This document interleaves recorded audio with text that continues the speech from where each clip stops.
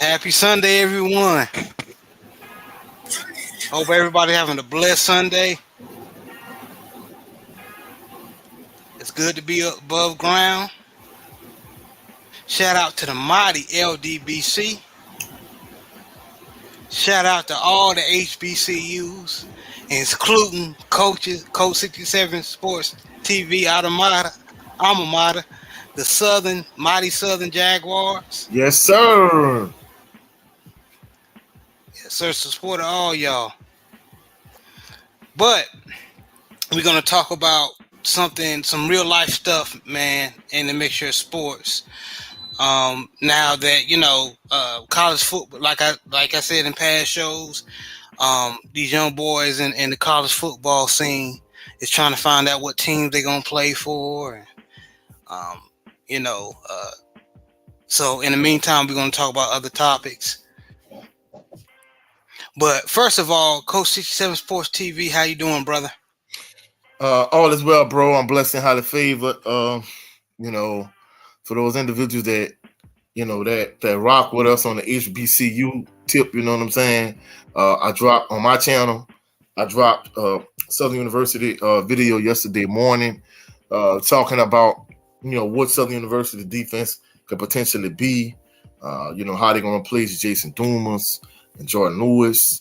How does Christian Zachary, the 4-star, the transfer from Liberty University, how he fits into that. Also, Kelby Gibbons had a very good blue versus gold spring game this spring. So, I talked about basically what the defense could potentially be for this coming season. Also, we had episode 14 of Bayou Sports Talk yesterday. So, if you get a chance, Congratulations. thank you, bro. Thank you. Check out the channel, Coach Please 67 do. Sports TV here on YouTube, Coach 67 Sports TV on all social media platforms. We appreciate everybody that's been rocking with us since day one. In addition to that, hopefully y'all come on in, come enjoy the show, and we're gonna put on a doozy for y'all today. Yes, sir. Yes, sir. Also, I got to shout out to all the people that rock with us. I love y'all. Y'all know who y'all are. The Rogue G Podcast, Brandon Bazell. Hold Um, up, bro. One thing too. Congratulations to Brandon Bazell. Looking at Big Red's channel, he said Brandon Bazell, I think he got married yesterday, if yes, I'm not he mistaken. did. He Congratulations to did. that brother. Congratulations. Congratulations, brother. And it sounds like you got a real one. So I pray that All is well y'all with y'all. all is well and y'all rock it till the wheels fall off. Yes, sir. But shout Oh, out oh, to the oh, mhm. one other thing too, major shout out to our brothers. We don't know if he's gonna hop on. Major shout out to Brent Fox. Y'all check out his channel too. And shout out to the brother, that's also been rocking with us. LDBC brother Jay Good. Shout out to Jay Yes. Good. Yes, Lord. Yes. That brother behind the scenes been putting us on game. Busy brother, but he be um giving us topics basically we can chew on. So appreciate that, brother. But there's two people mainly on this episode I want to give a shout out to. One of them is the General 78 Sports TV. Um, please sign up to his Patreon, especially if you're a young black man. You want to be put on games A and lot of game. relationships. A lot of game in Um, there. how to move in the workplace, everything. That brother has great knowledge, man. Great knowledge. And also salute to Open Mike with OTR Mike. He had a great show yesterday. Um, talking about what we were basically, he gave his perspective on what we're going to talk about today. And I just want to basically give my opinion on what's going on. And as you can see, the title of the show is integrity lost in society, including sports and entertainment. And so the panel, all three of us are going to eat on that. Um, hopefully Brent Fox will join us. If not, I know that brother busy. But um, we're just gonna eat off. We're just gonna eat off that topic today. Let me my slide.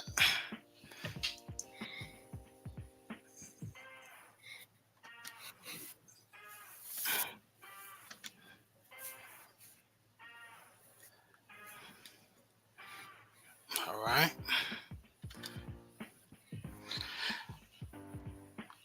All right. So, fellas, what happened to our integrity? So, the reason why um I'm talking about this topic is things been going on that kind of troubled my spirit. Um, as a man or just as a human being, um, or people just putting themselves in other people's shoes, knowing they can't walk in them. Like for example, Zion Williams. Um, we all know what he's doing is basically, he young and he the man. He's freakishly athletic, and he can think he can get all the punani he want, and some of and making poor decisions, and he think it's not going to come with a consequence. And of course, if you ask him that, he's just going to be like the young man. Well, like, of course I know that, but how a lot of these young, well, I mean, we all been through it. We all been through it. But what's getting on my nerves is that a lot of men are acting self-righteous. Knowing daggone well if they was in any of these people positions, they probably want to hide their head in the sand. But as far as what that has to do with integrity, like for example with Zion, I think if a situation is hurting you or hindering you more than helping you, just leave it alone. I don't care if it's a female, whatever the case may be. But I think Zion is going to be all right if he lose weight, have some integrity for himself. He made it.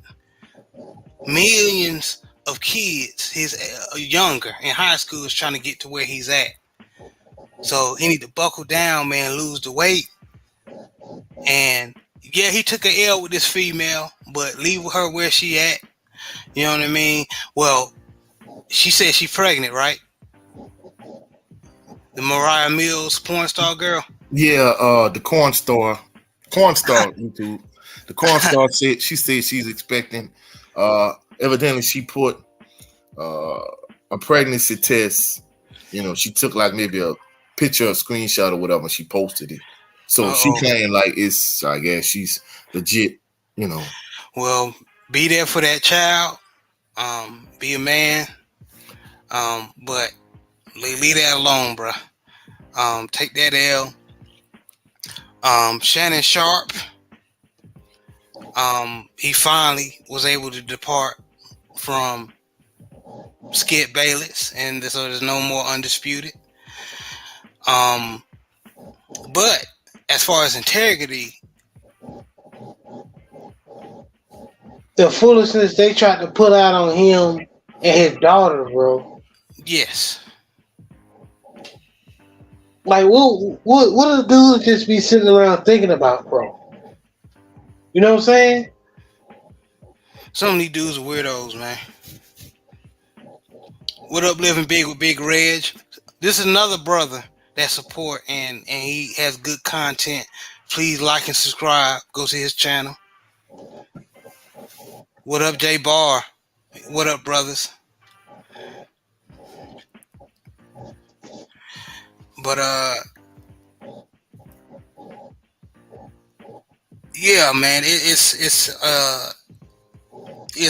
crazy. You sit back and watch how these people think, man. It's why would you think? Hopefully not. But I don't think he's trying to touch his daughter, bro. What's going on, man? Like, I think going back to 78 in his show, he spoke on it. A lot of these dudes be having fetishes, have a certain fetish, and they be trying to push they weirdo, behind the scene weirdoness, if that's a word, on other people. Instead of manning up and saying they like the girl, they think she cute. They rather drag another brother down. I'm just getting sick of it. Like, these dudes, man, they're not authentic. They're not 100. They throw rocks and hide their hand. It's just crazy. Yeah, like you were saying, bro, they project the issues they're having onto other people. So if you have, those sick fantasies or whatever the case may be, you project that on other people. So yeah. And Adam 22, I think he takes the cake when it comes to not having integrity about yourself as a man. Why would you let a porn star smash your wife, bro? I mean, I thought his wife was a corn star. I mean, I don't know if that's the case. Corn star, excuse me. Yeah, corn star. But is she one, though? If that's the case, is she? If that's the case, then I mean that's a whole nother. My thing is, ain't none of my business. If that's what they got going on, that's what they got going on. That's my thing about it. But it's just, I wouldn't do it. But if that's what he got going on, too. I mean, it's just crazy times we live in.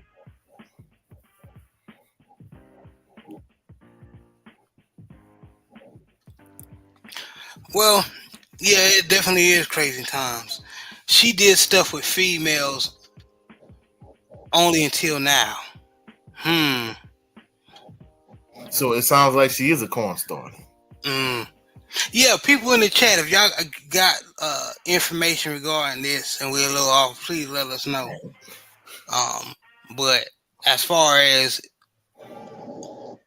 men losing their integrity, man, it like not making sure your yard is mowed. It's clear, and then you worrying about somebody else's yard, man. That's it. You see that every day, man.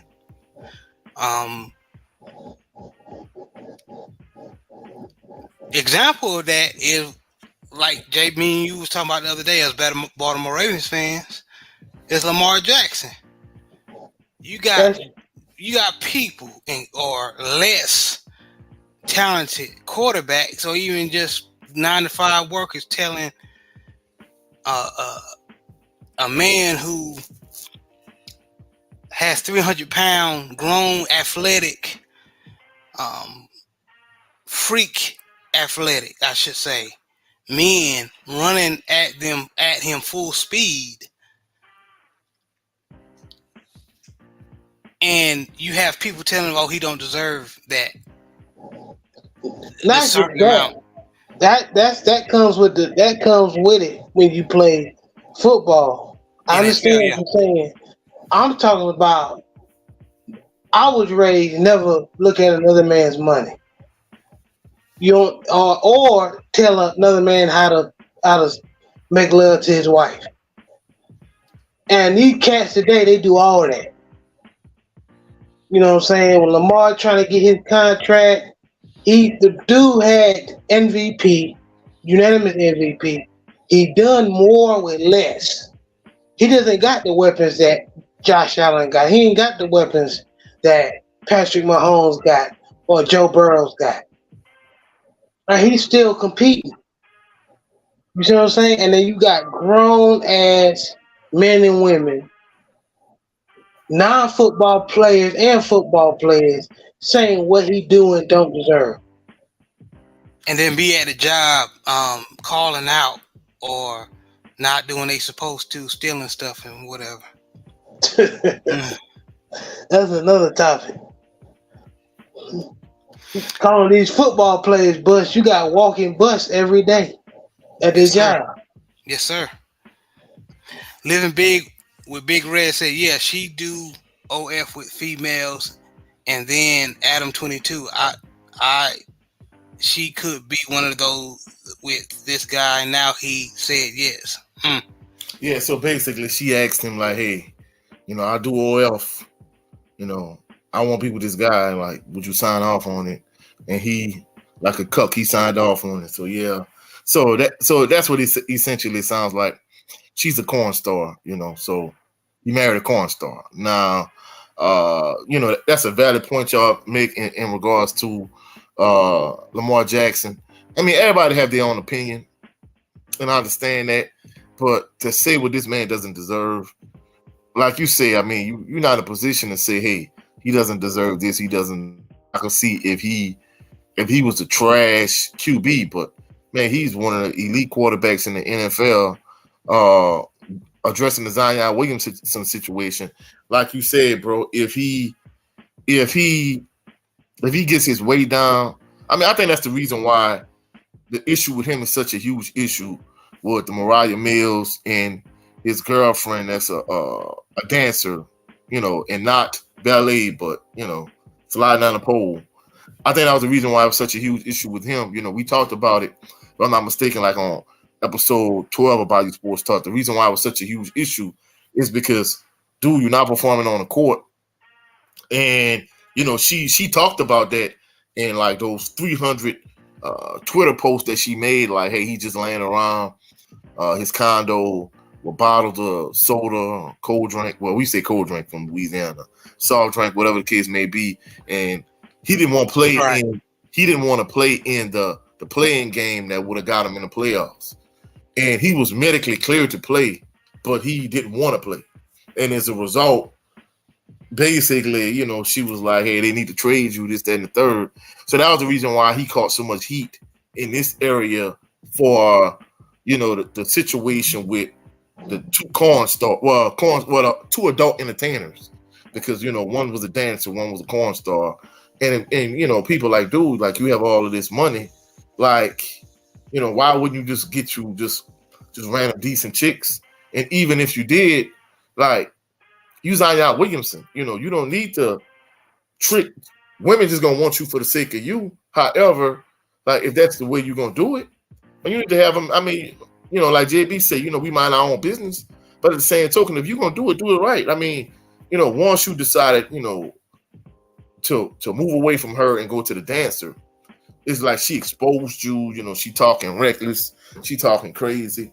To me, it seems as if she has mental health issues herself. But I think she was scorned more than anything, and as a result, I think that's the reason why, she had all those posts, and then she talked about she had private footage of him and her, being intimate, and she was gonna, drop that. Supposedly, a company offered her $500,000 for it. Then they offered her $1 million, from what I understand. In some kind of way, the company they found some kind of legal loophole to where they could drop the tape, and from a legal standpoint, there's nothing he could do. I'm almost certain that, if he has a good enough legal team, they could combat that. But, that was the reason why he got so much heat, in terms of like Shannon Sharp, the whole situation with his daughter, like you said, that just, certain people being weird. But, I was kind of glad he moved away from Skip Bayless because, somebody in his position, there's no way you should let this dude who is not even a fraction of what you were as a professional athlete. He wasn't even a college athlete. For him to disrespect you in that way and talk to you crazy, I mean, that's insane. In terms of, Adam 22, I'm gonna be truthful. I don't want to sound like a racist, but I've never been a fan of Adam 22 and No Jumper. I really don't rock with Vlad TV. In terms of, if that's your lane, I rock with somebody like Say Cheese. Content creators along those lines. But for his situation with his wife, like JB said, that's pretty much their business. If that's how they rock, that's on them. You know what I'm saying? Yes, sir. Yes, sir. Definitely on them. And what up, Mr. Shelton LDBC or nothing? Yes, sir. And he does agree with you, Coach. Adam 22 is a cook. Oh yeah, big time, bro. Big time.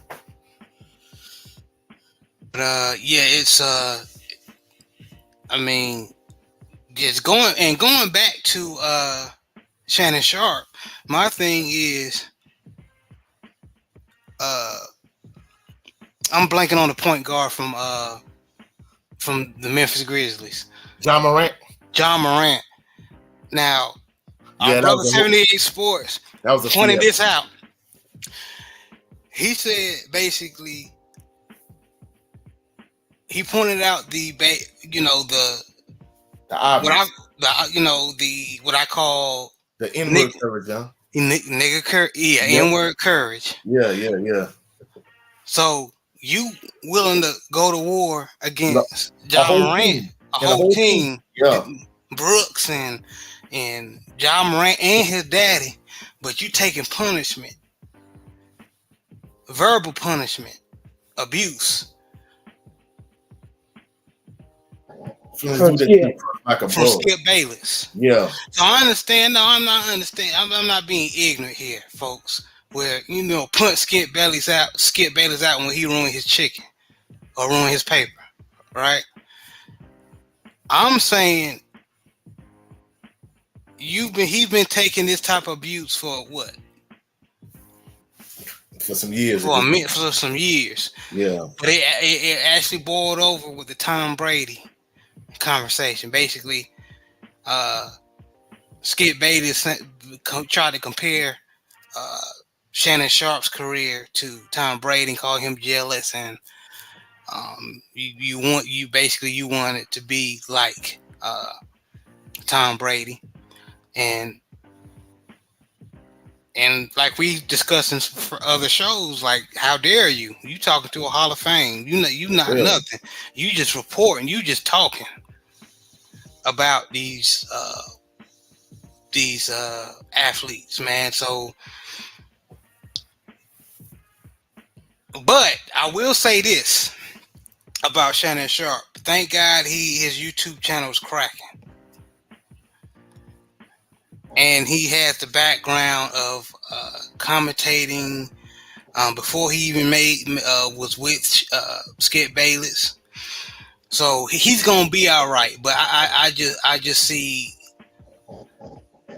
how Shannon Sharpe moved, and that's where his integrity is in question with me, regards to how long it took him to move from Skip Bayless. But I guess that's easy for me to say, but this is my opinion, folks. What's going on, JB? No, I think you're right. I think you got to keep that same energy. If you sat your ass down there and took it from Skip hot breath mouth ass, you could have sat your ass down at the LA Lakers game or the Memphis Grizzlies game, wherever they was playing at. No, it was the Lakers against the Grizzlies.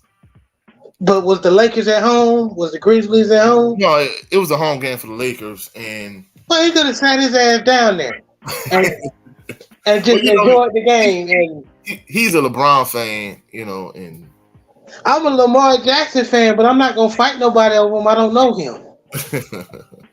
Well, evidently he has a personal relationship with LeBron. The way people talk, Yeah, that ain't that. I mean, I understand that, but I'm not over no basketball. No, you're right. It's not that serious. I agree 100%.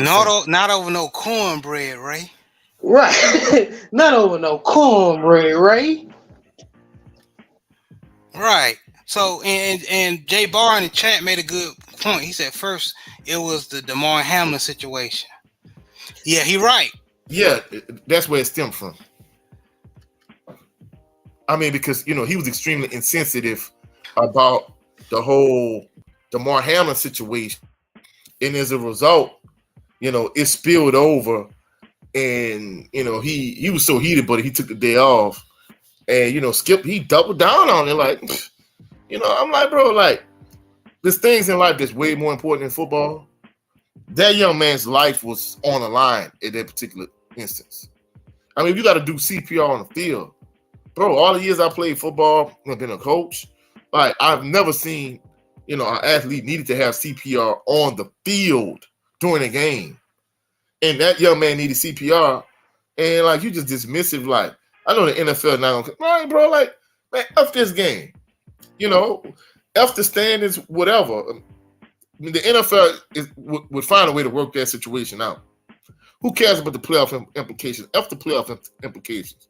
Whoever this young man's life, and he was insensitive about it. And Shannon Sharp called him on it, and it led to the trickle down effect after the fact.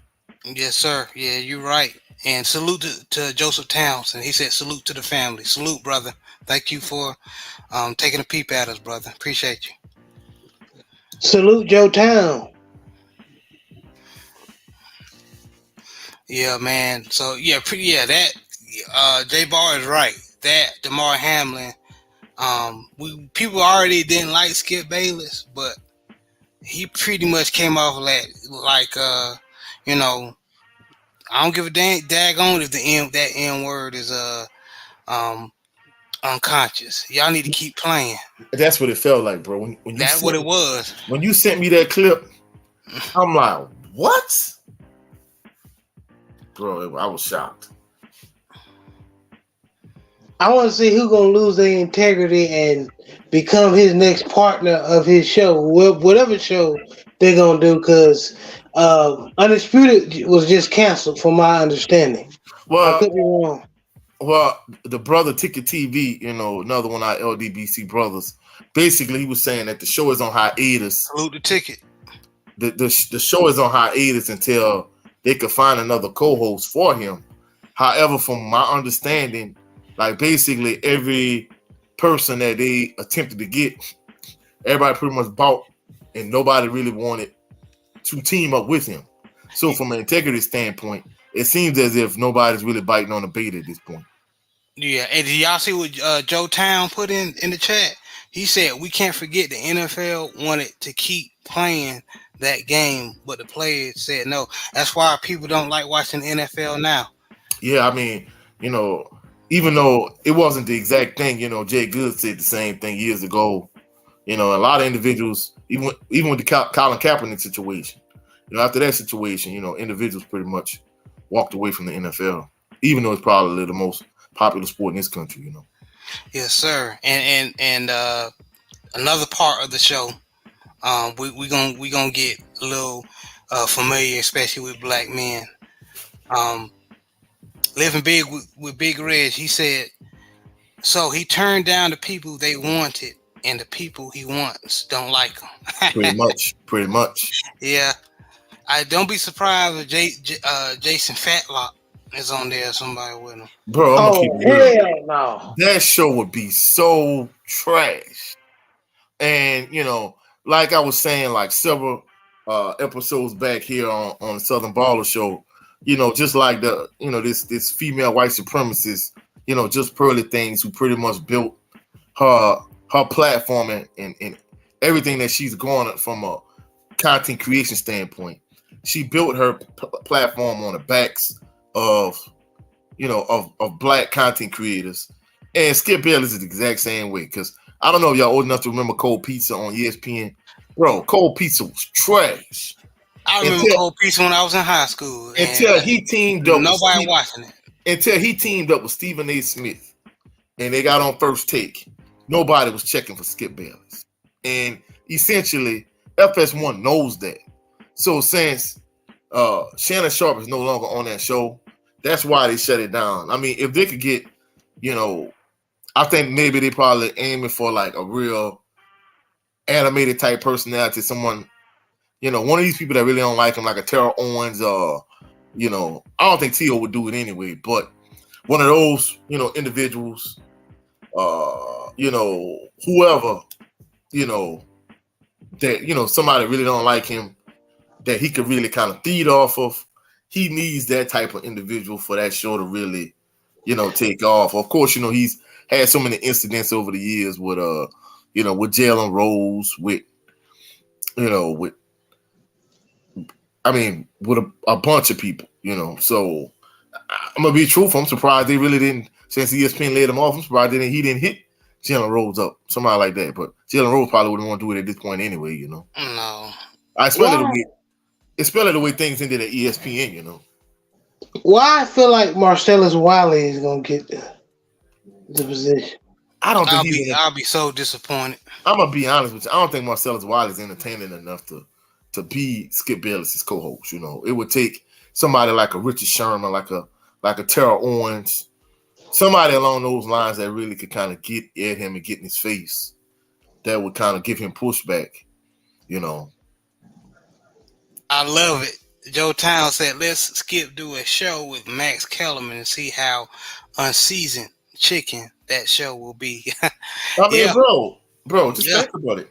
Stephen A. Smith, he didn't even want to be with Max Kellerman anymore because he knew the ratings really, Max Kellerman really wasn't moving the needle, because people don't realize it. Max Kellerman Lane really started out on ESPN Friday Night Fights. Like, that's where he really got his start. And then eventually, he moved to Fox with the little, he did the little show Around the Horn, and then he had his own spinoff of that show. Then he ended up landing on HBO Championship Boxing in their dying days.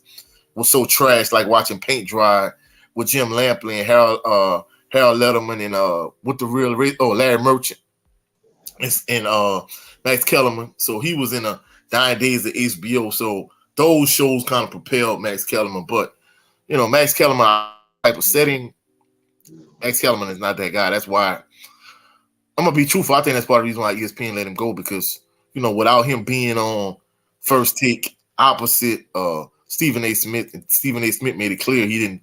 Either it's me or him, because I don't want him on the show anymore. From what I'm understanding, that's why they moved him to that morning show he was on with Keyshawn Johnson and Jay Williams, and they let him go after that. So Well, I hope all the brothers who were just recently fired from ESPN, like Keyshawn Johnson, Jalen Rose, all the brothers, man, they find themselves a home. Bro, I'm gonna be honest. Somebody like Jalen Rose, like Keyshawn Johnson. Jalen Rose played in the NBA. Keyshawn Johnson was the number one pick of the NFL draft. Like I said on a previous episode of About Your Sports Talk, bro. I mean, in this day and age with social media, I mean, you already have a name in yourself. You could create and manufacture your own platform the way Shannon Sharp did with Club Shay Shay, the way Kwame Brown did with Kwame's Buzz Life. Bro, I mean, I wouldn't even, at this point, if I were him, I wouldn't even try to get on a network, FS1, ESPN, Showtime, CBS. I wouldn't try to get on none of these networks. I'll get up right here on YouTube and I'll create my own, manufacture my own lane. Now, if they want me and they wouldn't throw millions my way to come back, I would. But other than that, I would manufacture my own platform. And going back to the title of the show, how many people are, instead of keeping their integrity and starting their own shit, who's staying at these networks and just bending over backwards for people?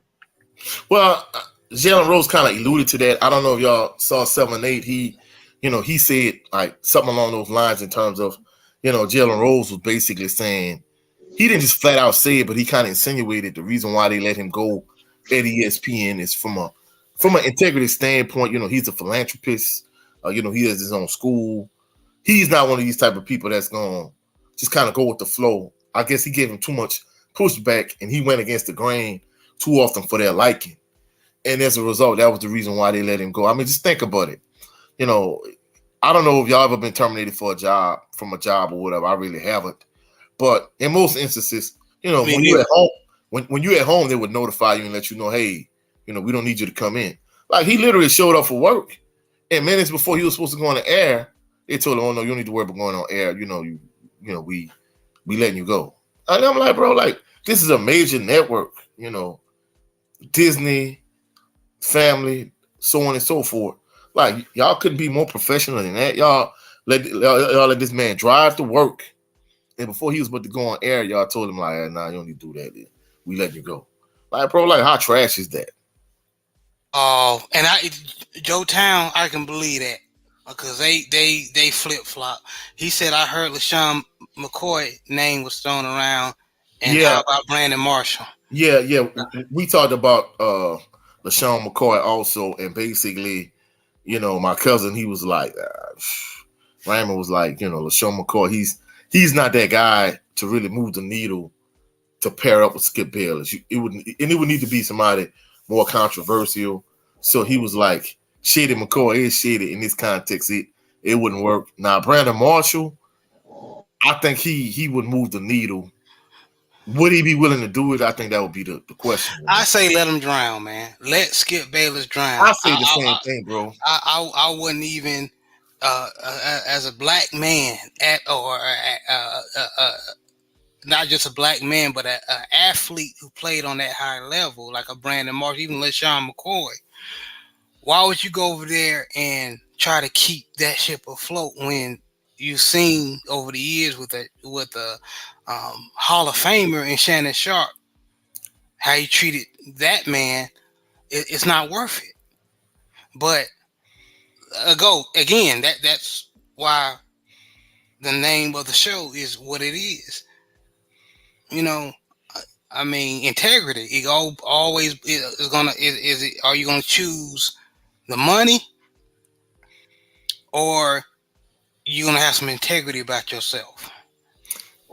And bro, I hate to say it, you're gonna always have a buck dancing coon that's gonna be willing to take the money. But from what I'm understanding, from an integrity standpoint, that's why nobody to this point, nobody hasn't, taken them up on that offer. Of course, he didn't want certain individuals, but the individuals that he would want, they didn't want to partner with him because, like I said, it's the same thing with just early things. At this point, somebody pairs with her, pairs with Skip Bayless. You know what both of those individuals are, especially as a black man, or if you black in general, if you pair with them, you know what they are. So for you to pair with that particular individual, basically you telling everybody, hey, I'm a sellout, I'm just willing to take the money. Yeah, Lou Gossett Jr. wrote a book, and he just referring to what you were saying about what niggas won't do, another nigga will. He did say, referring to Hollywood as far as entertainment, he said, what one nigga won't do in Hollywood, another nigga will, and it's the same thing in this realm as well. Yeah, I'll be right back, entertainment. Yeah, because the late brother Kevin Samuels, he said the same thing. He was saying that, especially, he was talking about the color purpling of black men, how we portrayed a certain way in films. And he was saying if black people quit supporting it and we quit letting Hollywood portray us in this negative light. No, let me phrase that. Hollywood.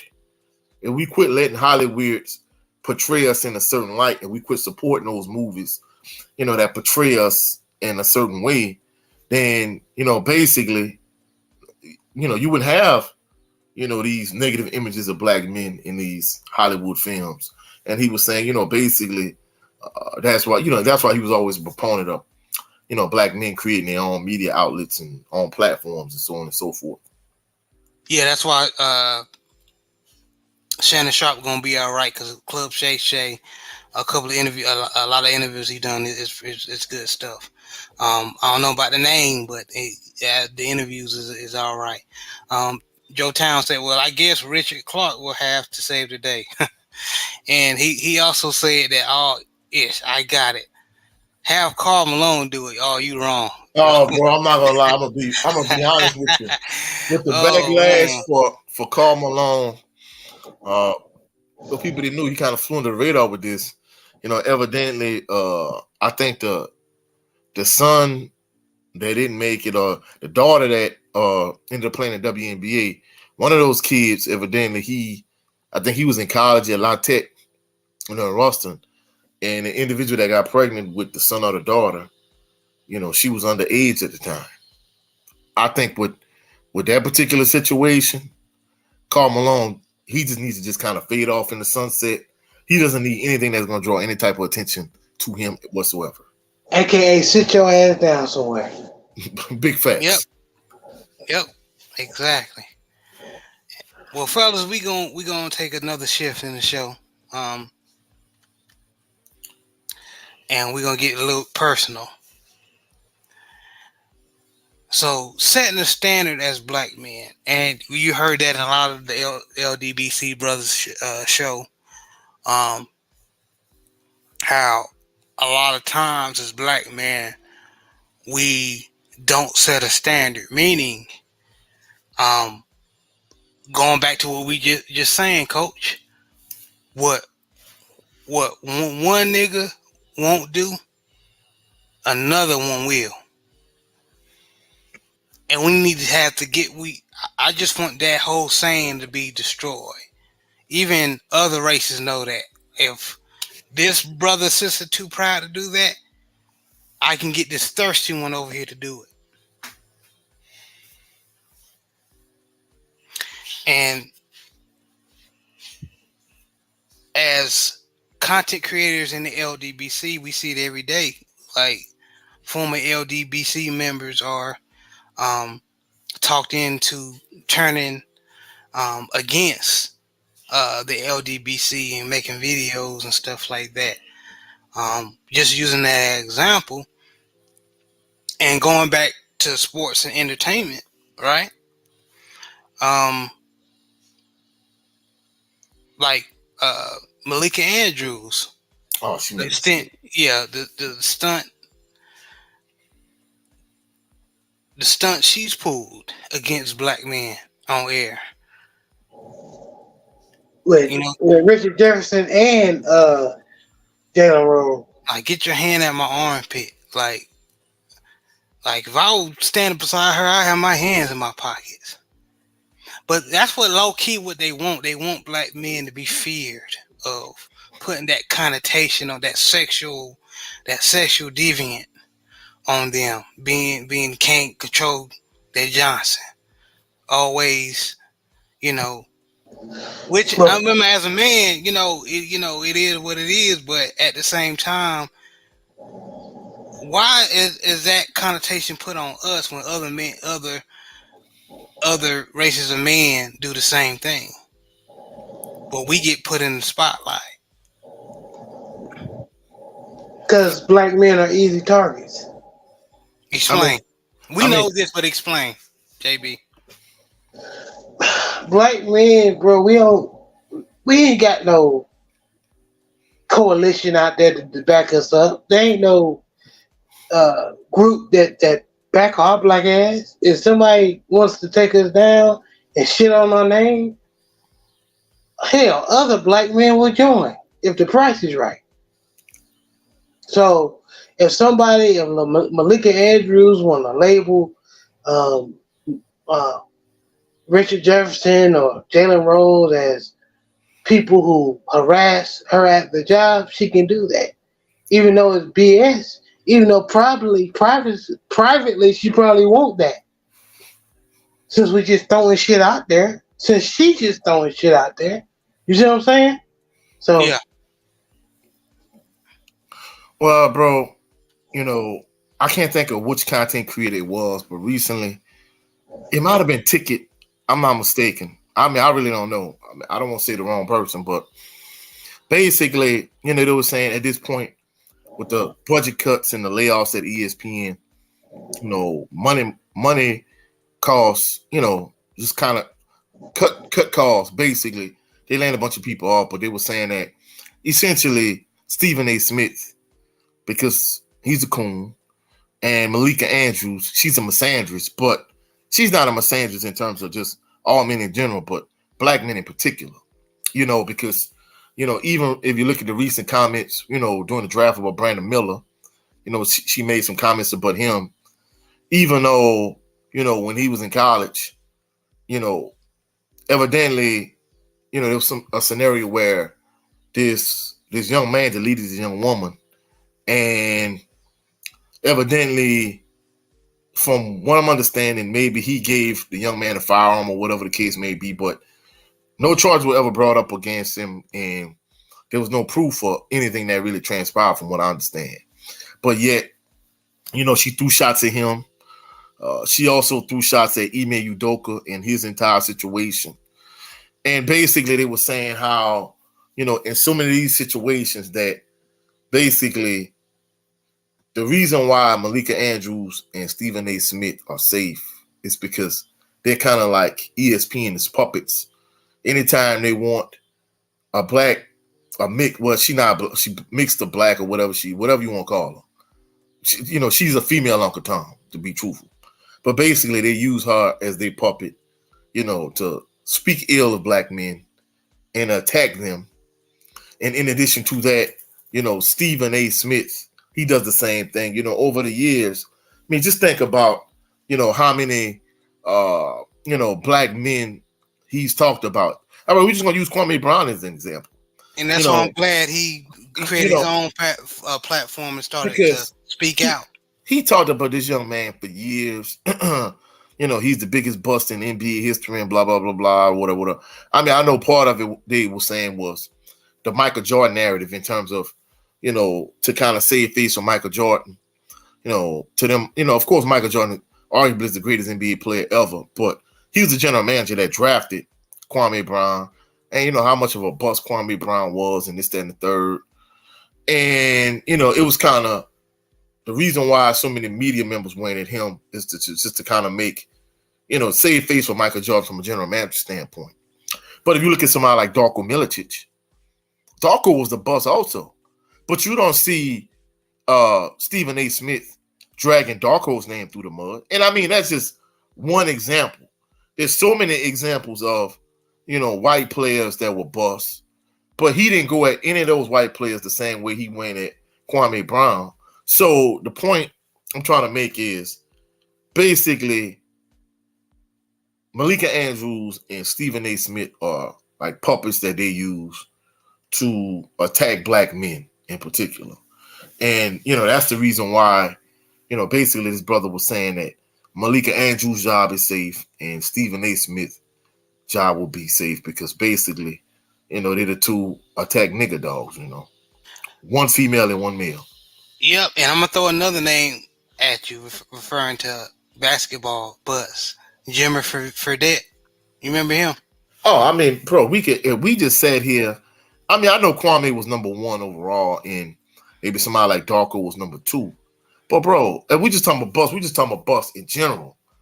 So you should go at bust across the board.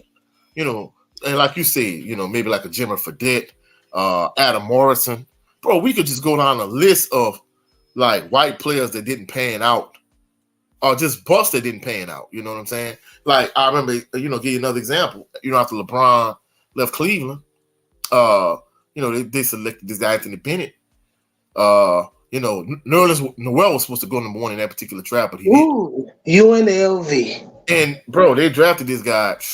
This guy made it in the league like a few years before the Cavaliers ended up cutting him, and eventually ended up getting Kyrie Irving with the next number one pick they had, or the next like high pick they had. But the point I'm trying to make is, bro, like nobody really like dragged this boy through the mud. I mean, he didn't even have a fraction of the career that Kwame Brown had. That's why I don't understand. Like, oh, let me throw something at you. Where is Anthony Bennett from? But he's from Canada. Yeah, that's my point. They only do that attack for some reason. American-born black men. But just think about it, bro. I think Kwame Brown, he played a lot of years in the NBA, and just to think about it, just to wrong the right, he ended up playing for Michael Jordan again when Michael Jordan went to the Charlotte Bobcats. And it's like, bro, he was a better man than me because, they was talking to Jahadi White and a bunch of those players that played for the Washington Wizards with Kwame Brown. And, bro, they were saying all of the stuff that Michael Jordan did to this boy, And, Gilbert Arenas talked about it. They were saying how, like, the greatest players ever, like NBA players, they're like, to a certain degree, psychotic in terms of, their drive and their determination, this, that, and the third. Because, I don't know if it was Jahadi White, one of the other Wizards, they were saying how, basically they ran Kwame Brown in the ground before a game. And like he had to play that same night. And in addition to that, like Michael Jordan grabbed the ball and kicked it in the stands. I mean, he kicked it way in the stands. And Kwame Brown had to run and get the ball from the stands. And everybody else just left. And he had to do everything before he got on the bus. If not, the bus was going to leave him. And I'm like, bro, like, I mean, don't get me wrong. I know old school coaches back in our days, they did like butthole type stuff just to kind of see if they could break you or to make you tough or whatever the case may be. But those were grown men. This boy was coming like literally straight from high school. Yeah, fuck that. He didn't crack under the pressure. He didn't break him. And bro, and for Stephen A. Smith just to go at this man just for years and talk about, and of course, and it's crazy thing about it. Instead of him just saying, well, hey, I apologize, because it's one thing if it's just basketball. The issue that a lot of people had with Stephen A. Smith, Skip Bayless at that time was bigger than basketball. It was like personal attacks on these particular individuals. You know what I'm saying?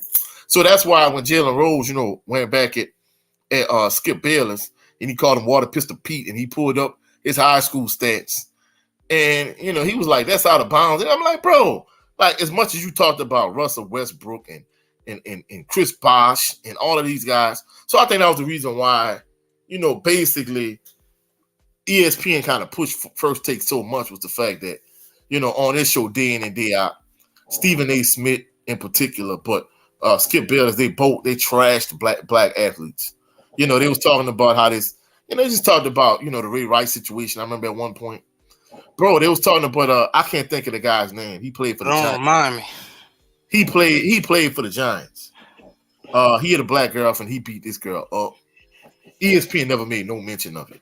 And they talked about, this kicker Josh Brown. They talked about a bunch of white athletes that had domestic incidents. There was no mention of it. They talked about, bus, during the Kwame Brown's time frame in terms of both the NBA and the NFL. They made no mention of it. So it was like, basically, it was a platform just to trash black athletes. And I think that's the reason why ESPN won't get rid of Stephen A. Smith because, basically, he a coon and Uncle Tom that's going to buck dance and just put down black athletes, Listen here. I don't care if you a legend or not. You kick a ball up in the stands and tell me to go get it, me and you going to throw the ones. Bump that. There's making somebody better and then there's just bullshit. Just like on just real quick, just a real quick comparison. When y'all remember when Making the Band when P. Diddy made them go and get the cheesecake and stuff across the bridge on that show Making the Band. Yeah. I would have told P. Diddy in New York, kiss my ass. Well, the thing about it, bro. He wanted to see how much they wanted it, though. Yeah, I mean, the two situations are similar, but they're different. Because in that the whole Making a Band thing, I agree with JB. Like, man, look, bro. Like, unless I'm guaranteed to get X, Y, Z, man, I'm not doing that. But in terms of Kwame Brown situation, he was the number one pick of the draft. Like, the power that Michael Jordan had at the time, because, a lot of people, even though he didn't push the button in terms of putting that narrative out, it stemmed from him and people in the media defending him. You know what I'm saying? So basically, if he would have pushed against Michael Jordan, they would have got him out of there. And here's the thing. He probably would have been out the league altogether, and his entire family was counting on him to take care of his family. And that's the thing. That's a man right there, bro. And I know he is a bust in terms of him not living up to expectation. It's the word, but he ain't no failure to me. That's not a failure to me. He had a long NBA career. You know what I'm saying? And that's why I said he was a better man than me, because when he had opportunity, he ended up going to play for Michael Jordan again. And of course, when he said what he said about Stephen A. Smith, instead of Stephen A. Smith saying apologizing, he was like, "Oh, it's all about basketball." And then he came up with a low light reel. I'm like, bro, if you want to right now, if you got a good enough editor, you could pull up all of Michael Jordan's low light, like career low lights. You could do that for LeBron James. You could do that for literally the best athletes ever. If you're just trying to make them look bad. So, like, bro, you don't get no brownie points for trying to make Kwame Brown look bad. You know what I'm saying? I mean, but here's the thing, though, Coach. Kwame, man. Kwame he outside from the outside looking in, right? Like I said, he is a bust, right? But he's jumped over so many hurdles and expectations. He kept his integrity, right? He didn't sell out, right? He didn't throw Jordan under the bus or anybody like that. You know what I'm saying? Even though everybody know Jordan can't find talent with a damn. Oh, he might be the greatest player ever. He probably one of the most trash GMs ever too. Yeah. Everybody knows that. So maybe it's his fault for picking Kwame, putting that pressure on him. Well, You know what I'm saying? I'm not gonna lie. In that particular draft, even had he drafted somebody like Shane Battier, nobody he was gonna draft in that particular draft, where they was, even though they had the number one pick, like a lot of those top guys at the time, nobody was really was gonna live up to the hype. Right. And they was all gonna get the same treatment. Shane Battier probably would have been better equipped to deal with it, but the thing about it is, for what they needed on that team, Shane Battier didn't fit. And the crazy thing about it was, Jahadi White and all of those guys that played with them, basically, bro, they all of them came to Kwame Brown's defense. They were saying like, bro, this dude was better than people. The fact that they got Doug Collins as the head coach and they brought in, all the Jordan buddies in terms of like assistant coaches and this, that, and the third. It was like he was better than he got credit for as a player. For what he was, for what pick and roll type center. You know what I'm saying? He really, had they just went with a youth movement, he was saying he probably would have developed more as a player because, like you said, it wouldn't have been all the pressure on him, when Jordan took over. Right. Because really, it was supposed to be like a young team, but they ended up getting veteran players and this thing. Like a weird mix. And they was like, man, he didn't crack under the pressure. He was a better player than people gave him credit for. And they just told, like I was telling you, but them kicking the ball, Jordan kicking the ball in the stand story. He couldn't like fight MJ, or he couldn't do anything because he was general manager and he kind of was like a part owner and a player, and it was like too much conflict of interest to me. So he really couldn't do anything in that particular situation. And a lot of players, man, they would have folded. But basically they were saying like, bro, he was a better player than people gave him credit for. And in addition to that, like, a lot of people wouldn't have made it in that particular situation. So, if I could find that, I'll send it to you, bro. But hey, it was a good panel of players that actually saw everything in its totality when they played with MJ and Kwame Brown on the Wizards. Yeah. And Jay Barr said, like, when Holmes lost to Tyson, he said, yeah, I'm going to laugh all the way to the bank. Yeah. Right. He got paid. He got paid, and then the thing about it, he knew HBO screwed him, but he was past his prime at that point anyway. Tyson, Tyson would have struggled with a prime Larry Holmes, I think so too. I think Larry still got his ass knocked out, but that's just me. Bro. Do you think that Buster Douglas, even though say he was immensely talented but lazy, do you think Buster Douglas was as good as a prime Larry Holmes? No, but here's the thing. Man, you're talking about a Mike Tyson who been to jail. He didn't have the same training. No. Mike Tyson in his prime beat Larry Holmes. He beat a faded Larry Holmes.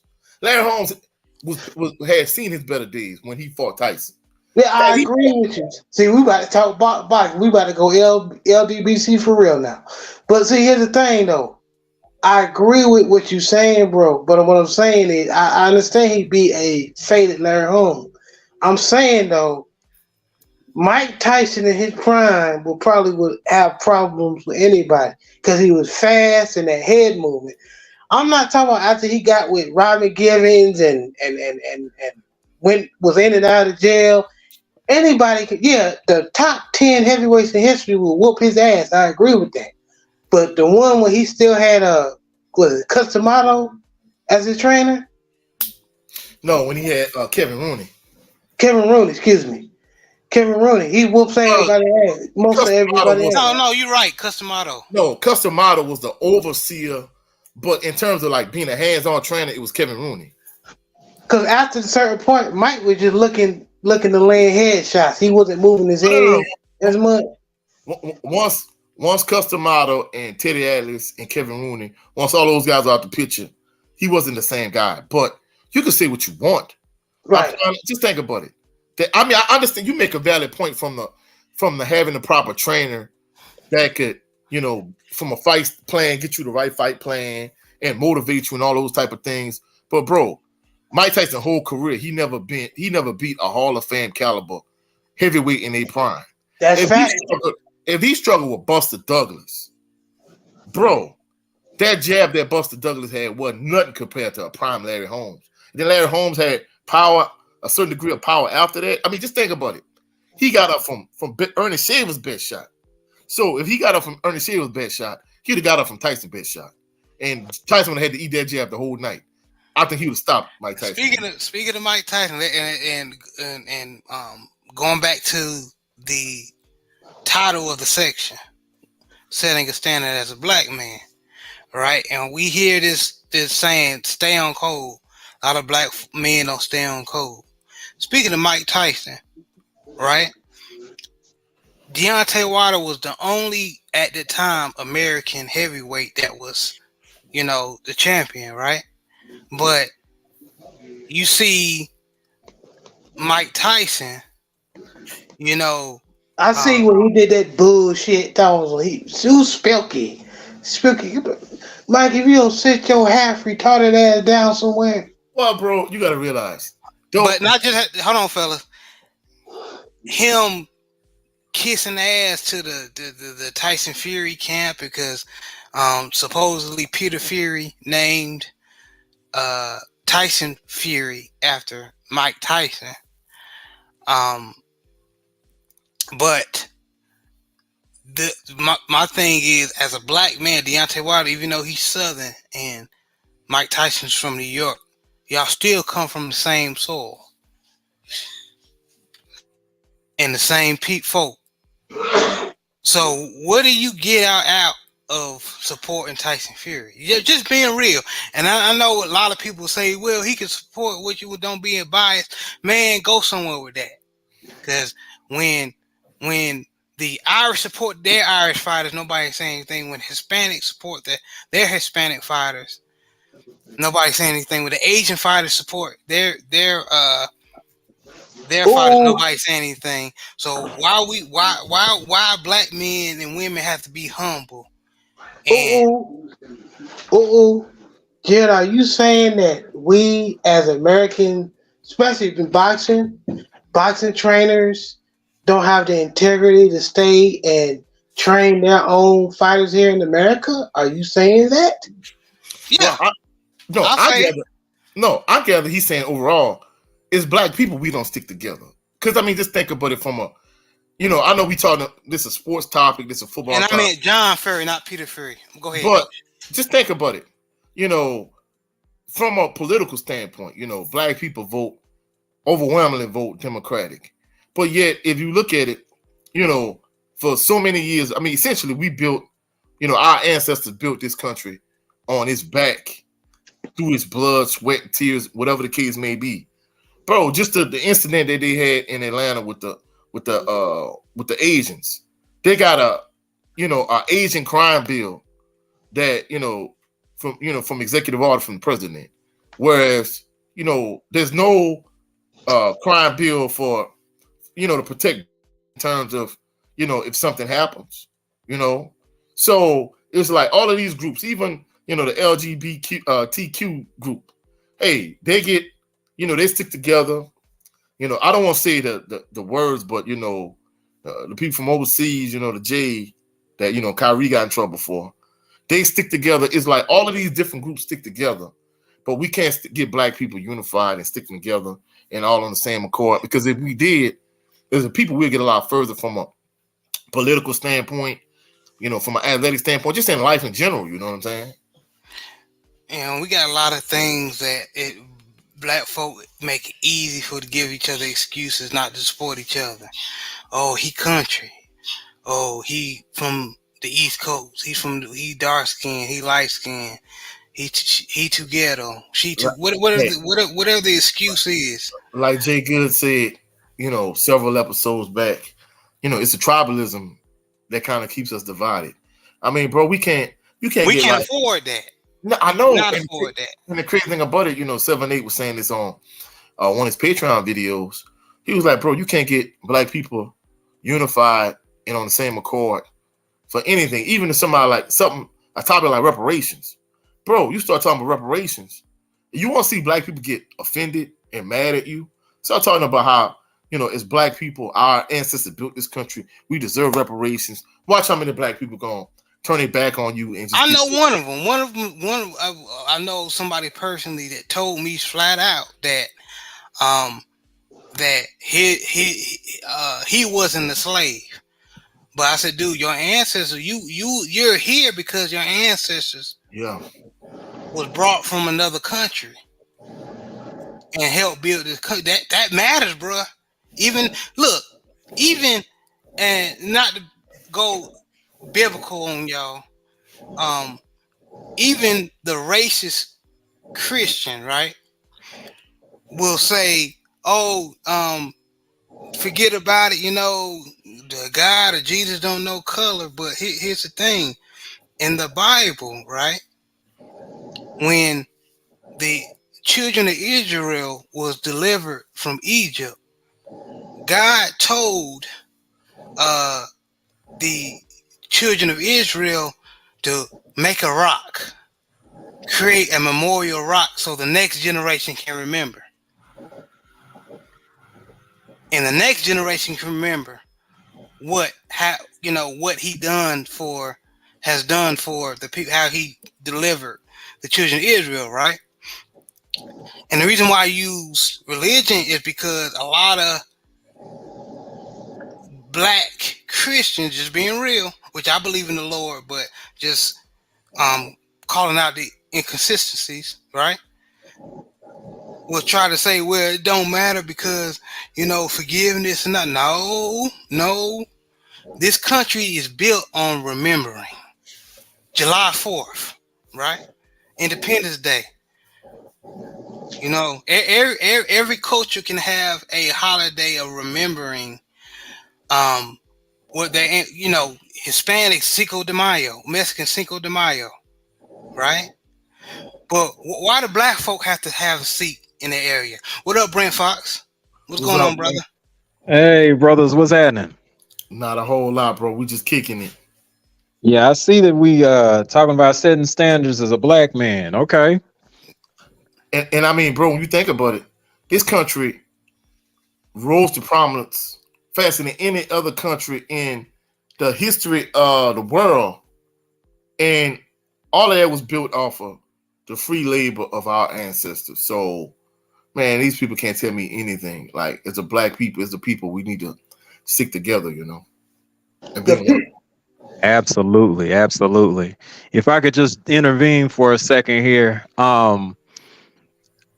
Reparations to me should actually mean like it could lead to a road for financial freedom. And I'm sure that actually scares not only a lot of white people, but a lot of niggas. Okay, I'll just say it. It scares a lot of niggas. Yeah. Because all they know is just, somebody telling them what to do and how to do it and all of that. If you take that away from them and solely put the responsibility on them, they're not going to know how to handle that. And then, unfortunately, if reparations is actually something that it is achievable and that we can do, there's going to be some system set in place to where we're still going to have to be codependent on these Europeans to try to get what we need. They're not just going to let us, ain't nothing for free. They're not just going to let us have it. And then, we become financially independent and start building communities and stuff like that. That would be ideal. But I don't put anything past those folks. Yeah, bro, you brought a very valid point. And the crazy thing about it is, even though I disagree with his stance on, black men, taking on, single mothers, I'm not even gonna touch on that. But when Dr. Umar talked about reparations, he was saying that basically, black people should not only get like monetary compensation for everything our ancestors went through. However, there should be systems put in place, like you were saying, Brent, to do the opposite of what you're saying, instead of continue to enslave us and entrap us, but to liberate us, because essentially racism, if I see a white person, I don't like white people. That's not real racism. Real racism is systemic from the standpoint of, I can oppress you, I can hold you down, I keep you back. Well, you better preach. Because the thing about it is, you just told the difference between being prejudiced and racist. Go ahead. Yeah, because the crazy thing about it is, people talk about, about basically, getting rid of affirmative action. But the thing about it is, think about over the years, how many jobs that black people were the most qualified for that particular job, and they got passed over for that because they were black. Because I'm gonna call a spade, bro. There's so many coaching jobs that I applied for at this particular school. Of the candidates, I knew I had the most experience from a coaching standpoint, from a teaching standpoint. Hey, you need a health and physical education teacher. You need a football and basketball coach. I'm the most qualified for the job. But since this school is like 75, 80, 90% white, the pigmentation of your skin is a little bit too dark. So instead of hiring you, we're going to hire that person over there. Yeah. Before you cook, Coach, Joseph Townsend said, remember when Tyson said, even my daughter can knock somebody out. Man. Yeah, I remember that. And then the Road Pie, he said, what's good, gentlemen? What's up? What's up, brother? Thank you for stopping by. But go ahead, Coach. Yeah, and I mean, and basically I just was saying that, from a systemic standpoint, bro, I mean, the one white school I did go to, bro, I'm gonna keep it real. If you go where I'm from, where I'm living here in South Louisiana, pretty much the all black schools you go to, it's gonna be in the hood. The kids gonna be irreverent, disrespectful. But if you do go to the predominantly white school, that's on great schools, that's a 9 out of 10, an 8 out of 10, a 10 out of 10. You go to those jobs, you're going to be maybe 1 or 2 or 3 blacks on the whole faculty. You're going to be isolated. You're not going to have the same kind of problems, as being at this all black school, but it's going to come with a different set of problems. Some political problems. And to be truthful, bro, I mean, the juice isn't even worth the squeeze. It's 6 in one hand, half a dozen in the other. You got problems no matter where you go, so. Yeah, that's basically a good example of what you just said, what you have to deal with in your profession, Coach. But can I ask you a question, Coach? Yes, sir. As far as setting a standard as a black man, how many other black coaches you saw you was trying to be an example as a black man or hold up a standard, but the other black coach or employee at the job kind of basically just didn't stay on code or sold you out? Well, what up, bro, David Scott? Well, bro, I'm gonna keep it real. And in my circle of coaching friends, I mean, for the most part, I know in terms of like my players and the students in my class. Don't get me wrong. You wanna have a lighthearted relationship in terms of, you open enough to where they could feel free to clown and joke at certain times and play. But at the same token, when I mean business, I mean business. And for the most part, that's the reason why some of these schools claim, I really believe the hype from when I was in undergrad from the perspective that we need black male teachers to be strong, positive role models. In education, I'm going to be truthful. Anybody that's out there interested in going into the field of education, I would advise you not to do it. And if you're going to go to college, if you're not going to become like a doctor or a lawyer, if you're not going in anything that's STEM, science, technology, engineering, or math, I wouldn't even go to college either. There's a variety of different paths to get to where you need to go to. But when I was in undergrad, they used to try to, paint this narrative that, you know, all of these schools, they need strong, positive black, you know, role models. And for the most part, all the coaches I've known, you know, personally, I mean, of course, you know, you got examples, you know, in our group chat, you know, before the brother Brent Fox was added in. I'm gonna send it to y'all later. Like, you know, a coach in the area, you know, he did something that kind of painted, you know, some of us coaches in a bad light. But for the most part, all of the black coaches that's in my circle, you know, at their school, they're a positive role model for the kids, and they show black men in a good, positive light. And of course, nobody's perfect, but for the most part, you know, we've done our best to set a standard from a teaching standpoint, from a coaching standpoint. And you always gonna have an anomaly here where somebody's gonna do something real out of pocket. But for the most part, you know, all the black men I've known, they kind of, you know, held up a standard. And the crazy thing about it is when one person, you know, that's the thing, you know, is a black man, is a blessing and it's a curse. Where, you know, if this white coach does something over here, that's just one individual.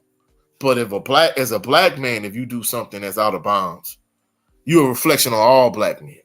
And I don't like that, you know. It's like, hey, you know something is wrong with him. You know, that's not a reflection of all black men. So, you know, that's the reason why, you know, racism and prejudice, you know, biases towards black men and black people in general in this country is so prevalent, because we have so many negative images depicted of us, you know, on television, on social media, on all media platforms. And that's not the case, because in my life, you know, whether from a professional standpoint or just in my family, bro, I've known so many good, strong, stand-up black men, you know, that's been pillars of their community, pillars of their family. So the negative stereotype that people feed into, I mean, don't get me wrong, from a teaching and coaching standpoint, I've seen it in the communities and the neighborhoods, but for the most part, most of the black men I know are upstanding individuals, you know. Yes, sir. That story need to be told more often, Coach. I appreciate you sharing that. You ain't lying, because there's like, for example, where me and JB came from when we was growing up, our cul-de-sac that we lived in, all our homeboys had their dad in their life. So I'll be the first to say, like, you know, the dad that wasn't there, I didn't have a lot of friends that was like that. Like I said, where we lived at, you know, you could, you know, JB could attest that when report card or progress report time came around, you can see who wasn't doing good on the weekend because they was outside cutting grass, or their dad was looking over them. You know what I mean? So that masculine energy was there. You know what I mean? And, so you're definitely right about that. And bro, you know I'm long with this, so I'm gonna try to shorten it up. And just to be truthful, bro, the crazy thing about it is you know, in terms of this narrative that they like to paint, bro, it's crazy how, you know, you see so many black men that shatters that, but yet this country still has to hold up, like, you know, villainize the black man, you know, in all these different movies, so on and so forth. Because, you know, Oprah Winfrey, she came out recently, she was saying that, you know, the absentee black father is something that, you know, was manufactured in the 90s. And, you know, CDC, it basically shows that black fathers are more involved than any other fathers of all you know, all races, whether it's white, Asian, Hispanic, whatever the case may be. And she was saying, you know, this by CDC standards in terms of, from a statistics in terms of, you know, this country. So, you know, it's not something that's manufactured, it's true. And I think to myself, like, Oprah, you finally saying this in 2023, whereas, you know, in the 80s and 90s, you know, that negative false narrative, you know, you help manufacture that, and if anything, you profited off of it, and, you know, it kind of helped her become a billionaire. So I'm like, why in 2023, you know, you trying to finally erase it when you kind of help with your show in the narrative that you spun, you and Sally Jesse Raphael and Donahue and Maury Povich, you know, y'all like manufactured this narrative that, you know, black parents are absentee fathers, and especially like Maury, you know, whose baby is it? You know, black people only make 13% of people in this country. Why can't you get, you know, these trailer trash white women to go on a show with you know, 7 potential different dads, and hey, you're not the father. Why always got to be some black people, you know? That's true. And I just want to read in the chat. Jay Barr said, damn, press the like button. It doesn't cost a dime. I know that's right. Yeah, please press the like button. I really appreciate it. Would appreciate that. Like and subscribe, share. Joseph Townsend said, I am from Cali and I didn't have a black coach till I was in college. Ooh, that's another thing. Shout out to Charlie Strong. Okay. All right. How many of these athletes, these black men were, there's two parts to this, y'all, right? From from coach eyes, Coach 67 eyes, and to the players, right? Like Joseph Townsend said, right? So how many of these athletes, young black men were just used for their athletic gifts, right? And put in environments they wasn't used to, right? And then in the coaching side, how many black, like Coach said, how many black coaches that were qualified for the job, but they didn't have the certain color, you know what I mean? They didn't have the hue to get through. Yeah, they didn't have the hue to get through. How many of these, and I'm gonna say this, for the coaches that do get these jobs at the universities, and there's like those token blacks there, right? Just being real. Put myself on mute. Those token blacks. How many times do you see them stay on code? Or if they stay on code, will they be at that job long? And staying on code does not mean being ignorant and acting. I'm getting tired of black folk be acting like being hood and ignorant. That's the definition of black. No, it's not. I know that's what the media says, and even unfortunately a lot of black folk believe in that, but that's not true. That's not. Or having a bad attitude, cussing people out. That's not staying on code. It's just standing up for what you know is right. Thank you, JB. Like exactly. Coach Saban lying to some of his players and then not moving them when they want to be moved, just keeping them on the roster and stuff like that. So, like the story Coach said about the LSU kid, I forgot what he said. I think it was a fullback or a running back. Coach. Oh, running back. You talking about Parquet? Okay. Yeah, he wanted to transfer to Southern, and basically, Saban played him like in the first couple games to he tried to pacify him to keep him from transferring to Southern. Right. And then after a certain point in the season, man, that dude, he was buried on the end of the bench. And if I'm not mistaken, that was like one of the last years. I think he won a national championship that year because Southern and LSU, Southern won a black national championship the same year that LSU won a national championship. And what was happening was, they had what we call a parade of champions in downtown Baton Rouge. And, I think after a certain point, he knew he wasn't coming back, but he was losing so many players to Southern. That's what, Jared and I talk about this all the time, that basically, Pete Richardson benefited a lot from transfer students from LSU because, some of his best players over the years, like Micah Hayes and and Chris Cooper and Jermaine Sharp. Like so many of those guys transferred from LSU to Southern.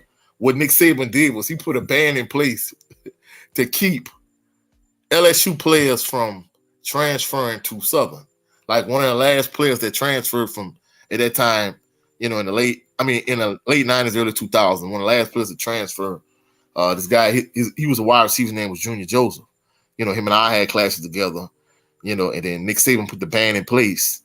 And then I don't think that ban was lifted to like maybe maybe 20, if I'm not mistaken, maybe like 2018, 20. It was like late in the teens, like 2017, 18, whatever it was. But the crazy thing about it was the landscape of college football had changed so much.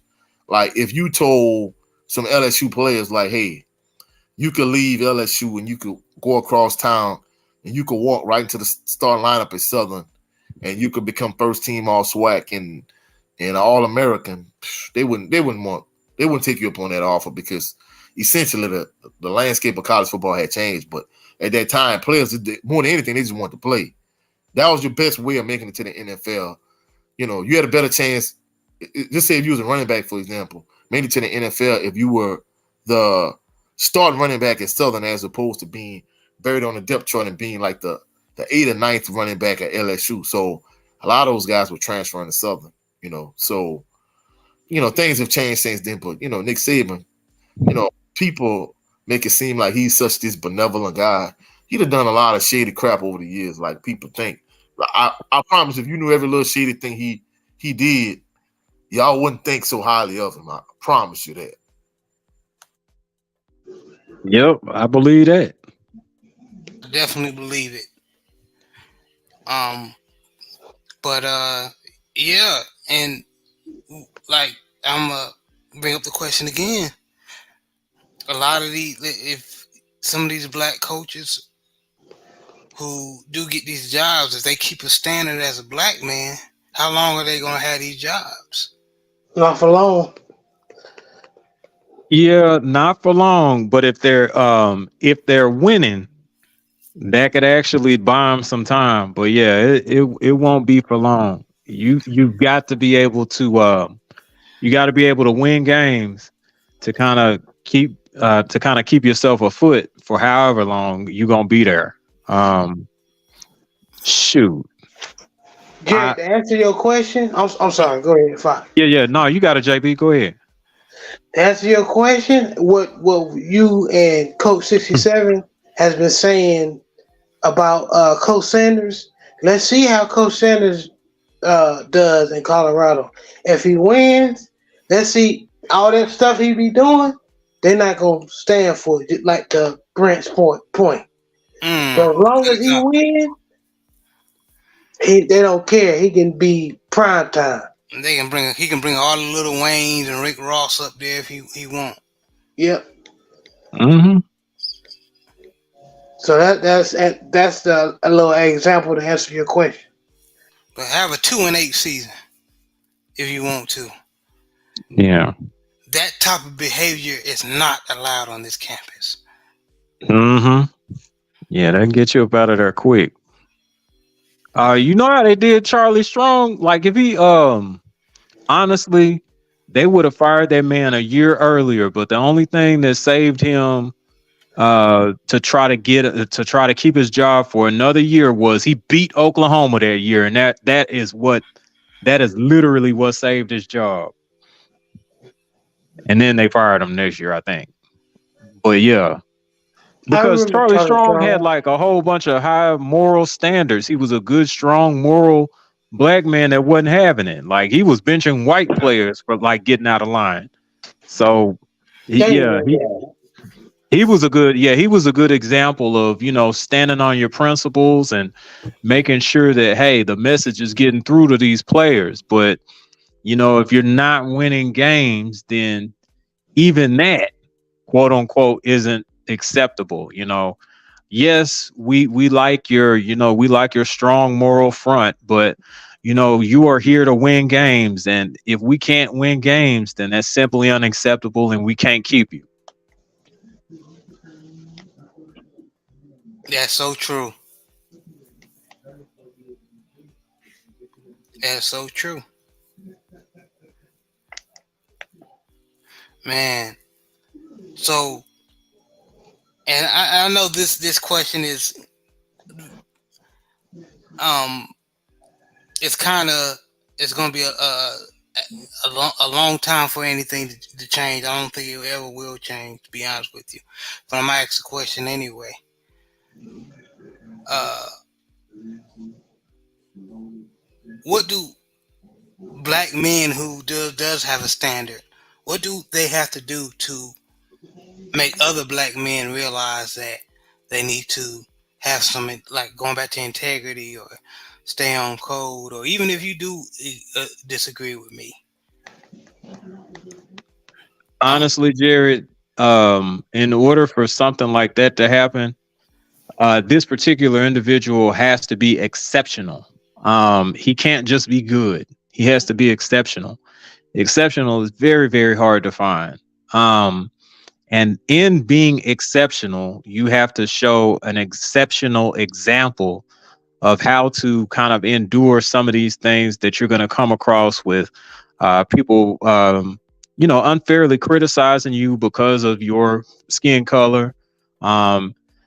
Saying things like, "Oh, well, I don't know if he has, I don't know if he has the experience or competency to get through to the kids, or I don't know about his strategy game to game, or does he teach good fundamentals, stuff like that." But honestly, that person has to be exceptional. And you're on the road, Brent, and I love your feedback, and just want to add in, not just sports, just in general. Just we, meet each other in the street, and I disagree with you or something.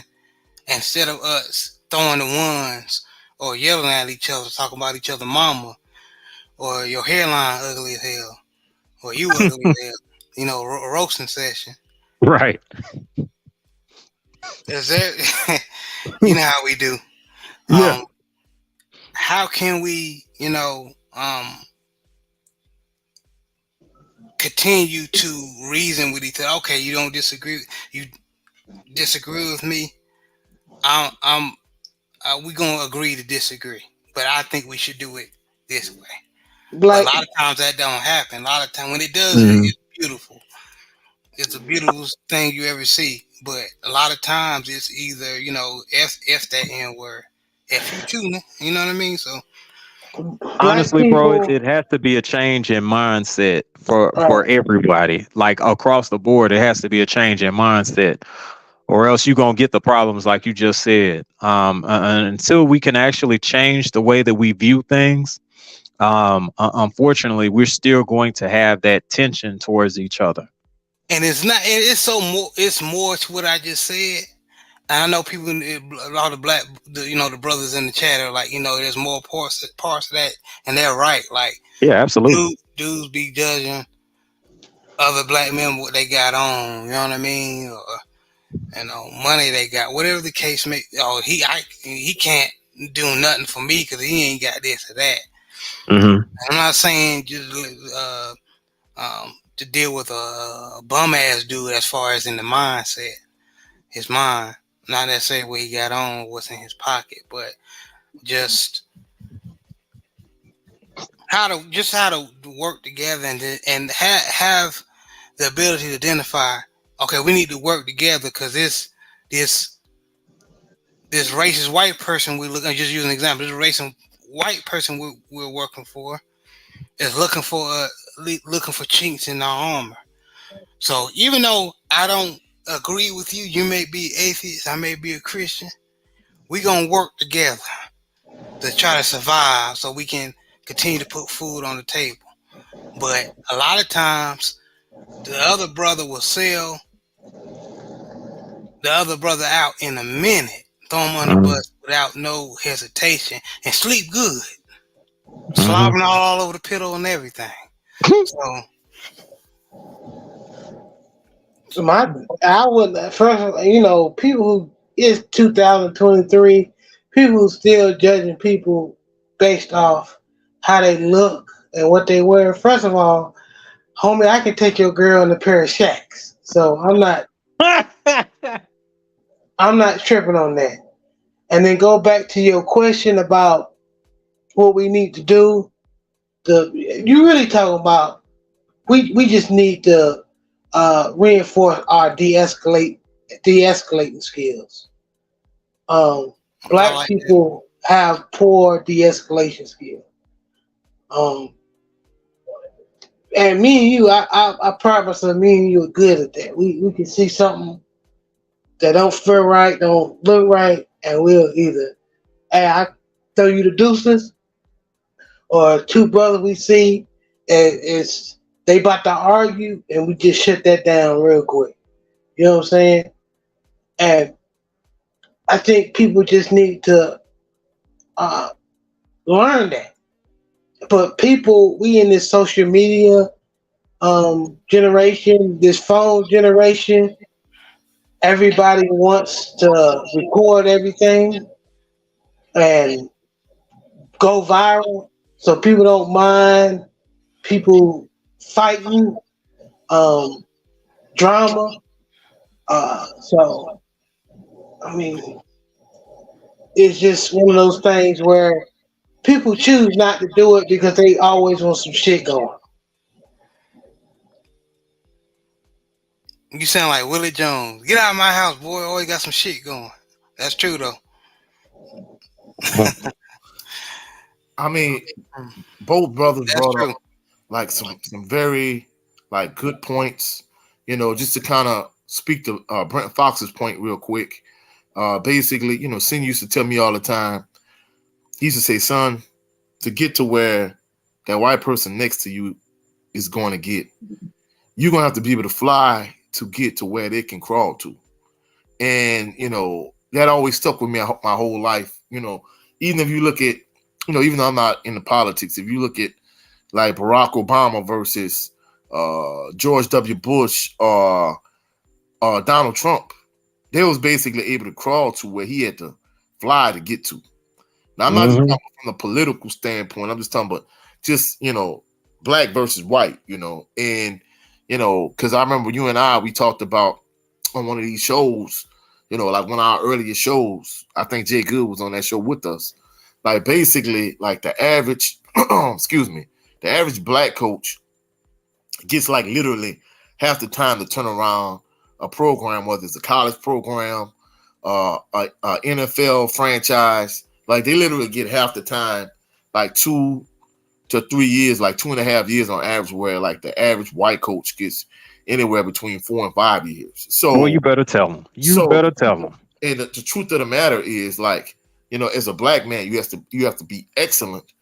And in addition to that, you know, they was talking about like the positions where like they actually promoted like black people to be head coaches, and some of those same talking points, you know, Brent Fox used it. Well, he doesn't have enough experience. He doesn't have good game management skills or clock management skills. You know, they were saying how like the positions that historically like white people would have, like white coaches would have, like the offensive line coach, the linebacker coach, because white people typically tend to play those positions, quarterback coach. You know, you don't even have to be a coordinator.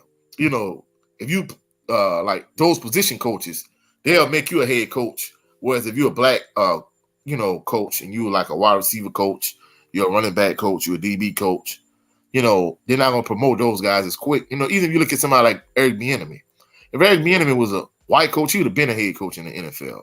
You know, it's not even close. You know what I'm saying? And you know, just to kind of speak to JB's point, you know, conflict resolution skills is something a lot of black people don't have. But first of all, you know, not just black men, but as a black community, because I'm gonna be truthful, this country has gone to hell in a handbasket real quick, you know, over the years. And, you know, for white society, whatever the case may be, or just American society in general, that's cool for them. But as black people, we got to stick together more so than any other racial group in this country.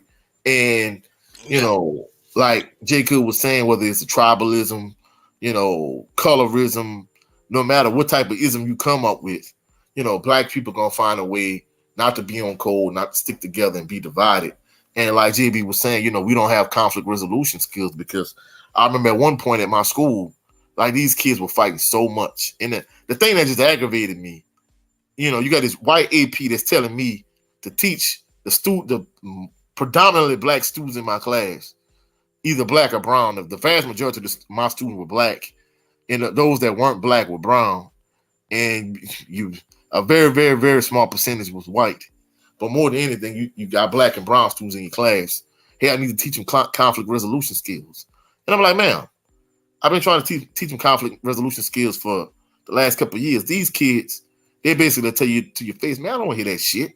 Because the neighborhoods they grew up in, you know, it's crazy how, you know, when we grew up, for the most part, you know, a lot of our friends had, you know, 2-parent households, and those individuals that didn't come from a 2-parent household, you know, they always had an uncle or cousin, older brother, whatever the case may be, that could kind of help steer and guide them in the right direction. Whereas, you know, the school I taught at this past school year, for the last 5 years, and most of the schools I've been to, you know, a lot of these kids don't have positive role models. And, you know, you try to talk to these kids, you know, they, in this day and age, they don't want to hear anything you have to say, and they just don't have conflict resolution skills. You know, someone says something about them. You know, the girls did the most fighting more than anything. But, you know, these kids don't have conflict resolution skills. They want to fight for everything. And it's not just with the students in general. I think it's just the black community at large. You know, we have, you know, too many individuals that, you know, we aren't unified. We don't stay on code. Mm-hmm. Resolution skills. We don't know how to de-escalate situations because, you know, I was just looking at on social media this black woman, you know, she had a boyfriend. She had a 60-year-old. Evidently, the 60-year-old she had in a previous relationship, and this guy, I guess he was having mental health issues. Him and her were having problems, and you know, evidently she was living with him, and he asked her to leave his home, and she refused. And, you know, he asked her multiple times, like 9 times total. He called the police. Instead of police forcing her to leave, you know, they just kind of asked her to leave, and she refused. And eventually it got to the point where he was fed up, and he deleted her. He deleted her 6-year-old daughter, and he deleted himself. And in that particular instance, you know, basically people were saying that she had no discernment in terms of, you know, conflict resolution and de-escalation skills. Like, you know, she still would be on this side of the grave had she, you know, was able to leave the situation. He just asked her to leave. You come back later on after everything cool off, and maybe we could resolve this issue some type of way. But, you know, she stubborn, hard-headed, stiff-necked, you know, couldn't tell her anything. She had to have the last word. She had to be right. Mm-hmm. She paid for it with her life, with her child's life, and with his life. And, you know, basically, you know, a lot of, you know, black women came to her defense, was like, you know, why you victim blaming? You know, if I went in the mall of Louisiana here in Baton Rouge and, you know, just a random person just walked in and just started shooting, in that particular instance, there's nothing I could do to prevent that particular situation. So, you know, if anybody, myself or anybody else was a victim in that scenario, you can't blame the victim because, you know, they weren't able to foresee what was going to happen, and there was nothing they could have done to prevent that particular scenario. However, that particular situation, you know, he asked her to leave 9 times and she refused. The cops were called and they asked her to leave and she refused. So basically, it's not victim blaming. It's the fact that y'all not trying to hold this woman accountable for the fact that, you know, she could have avoided the situation. She still would be here, her and her child and this man also. You know, for him to delete both of them and himself, you know, who knows what, you know, what type of, you know, what he was going through outside of their relationship in addition to that. And it's like, you know, mental health issues are real. And, you know, in too many instances, especially in this particular scenario, which was a sad situation, it's like all the warning signs were there. And she just lacked discernment. She lacked conflict resolution skills. And she didn't know how to de-escalate the situation. If anything, she did the antithesis. She did the opposite. She kept escalating the situation. She refused to leave. she kept provoking this man, and this man basically, he was like, "You provoking me to do this," and he did it. So it's crazy, the world we live in. But more than anything, just to kind of answer your question, Jared, we just need to stick together as a black community, and we just kind of all need to take care of one another. Yes, sir. We got to, and David Scott said if it were reversed, he would have had to leave. Yes, sir. They probably would have put him in jail had the scenario. Yeah, they would have took him to jail. Yeah, yes, sir. Yeah, and but she paid for it with her life, So and just I grew up on wrestling, the WWE, WCW, all that, and y'all just follow me where I'm going with this. I know it's random, and it blew my. I listened to those shoot interviews where former wrestlers like New Jack or Ahmad Johnson or Stevie Ray. They speak on what really happened behind the scenes, and it blew my mind how, especially New Jack was saying how not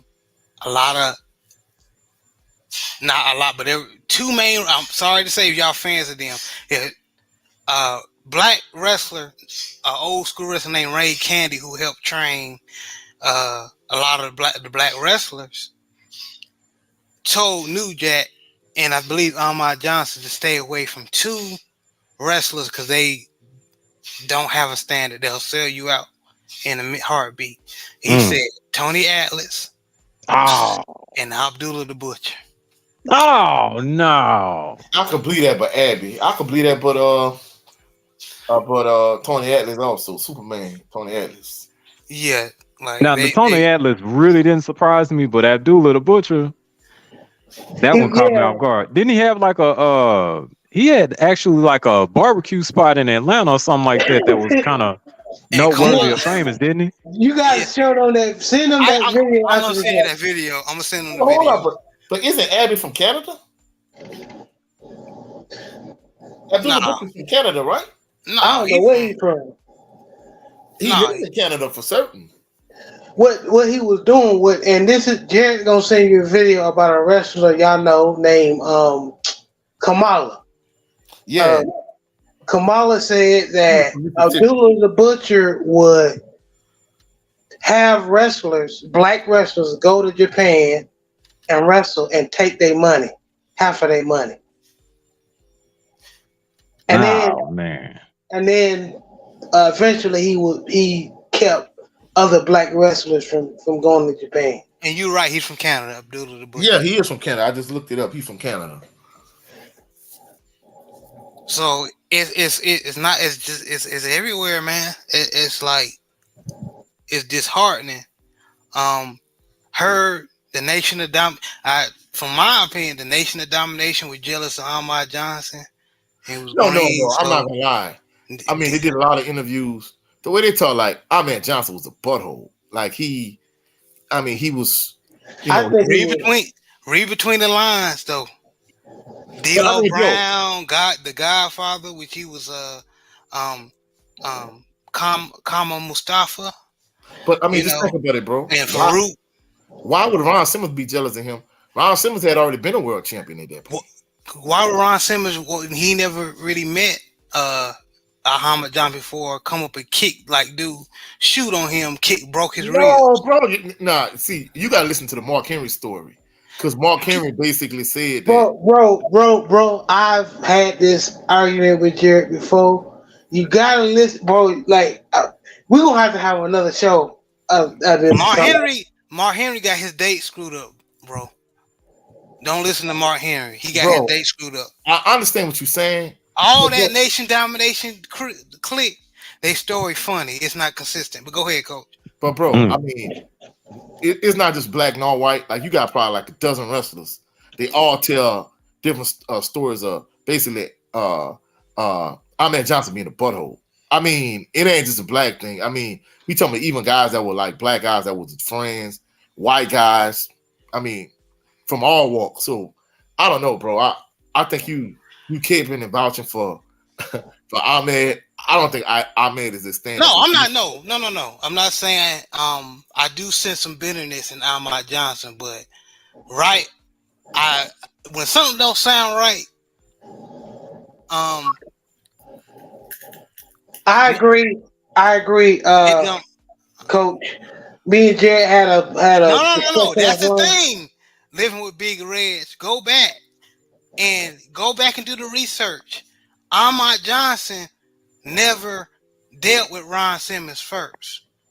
Ron Simmons injured Ahmad first. Oh no, bro! I ain't gonna lie, bro. I think you might be off on that, bro. No, I thought I was too. Go back. I'm gonna send you the video, bro. Ahmad Johnson never knew Farouk or Ron Simmons was the same person. Bro, I had you and Reg opinion on this, bro. I was like, man, Ahmad's just bitter, bro. He was stiff, he can't move. But then Jared showed me something, bro. Y'all remember when Farouk had that stuff on? He had this like a helmet on. Oh yeah, they made him Farouk Assad when he first came from WCW to the WWE. Bro, he came in down to the ring and kicked the shit out of Ahmed Johnson and broke his ribs. And then Ahmad came back and hurt him. But I understand what you're saying, but the way they talk, like, Ahmed was reckless with other wrestlers. He was stiff and he was a jerk, but they started that shit because they were trying to push Ahmad Johnson. Come on, Ahmad Johnson had pause. He had the look. So Vince, if you know anything about a lot of Vince McMahon, like a certain look, yeah. He like so the nation, Mark Henry, all the Nation Domination. Look at it, bro. Who was all in the Nation Domination? D'Lo Brown, Mark Henry. But as far as people who doing the interviews about the situation, D'Lo Brown, Mark Henry, Ahmad Johnson, Farouk, all of them, and even the Godfather, which is Kama Mustafa, all of them.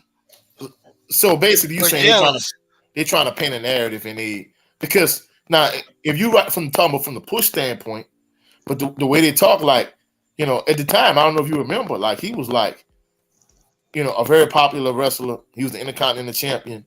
Like, probably for the exception of Stone Cold, he probably was like one of the most popular guys on the roster at the time.